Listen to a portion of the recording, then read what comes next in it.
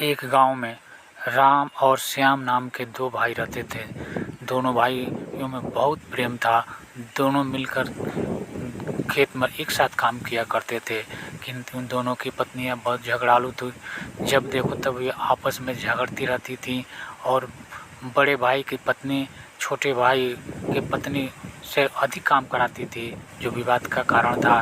बड़े भाई की पत्नी कहती कि मैं घर में बड़ी हूँ, मैं कुछ भी कहूँगी और जो कहूँगी तुम करना, तुम्हारा कर्तव्य है।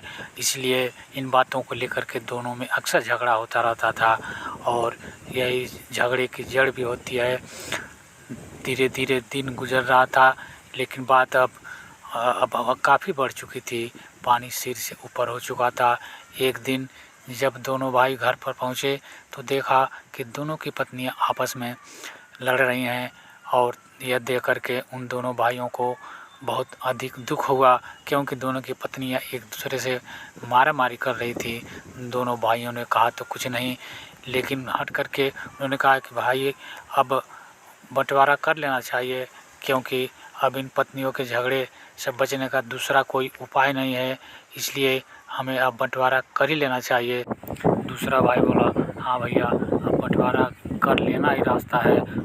इस प्रकार पंचायत बुलाई गई और पंचायत में सारा सामान दो हिस्सों में बांट दिया गया। घर बीच में दीवार खड़ी कर दी गई और सब कुछ बन गया। पंचायत करके लोगों ने कहा एक गाय है, इसका बंटवारा कैसे किया जाए। तभी तय हुआ कि गाय 1 महीने राम के पास रहेगी और फिर 1 महीने श्याम के पास रहेगी। इस तरह से गाय का भी बंटवारा हो गया। मुखिया ने कहा कि अगर तुम राजी हो तो हमें क्या आपत्ति है। तभी बड़े भाई की पत्नी ने कहा कि बड़े होने के नाते गाय पहले हम लोग ले जाएंगे और 1 महीने बाद फिर गाय श्याम को वापस की जाएगी। पंचायत में लोगों ने कहा तुम राजी हो तो हमें क्या आपत्ति हो सकती है।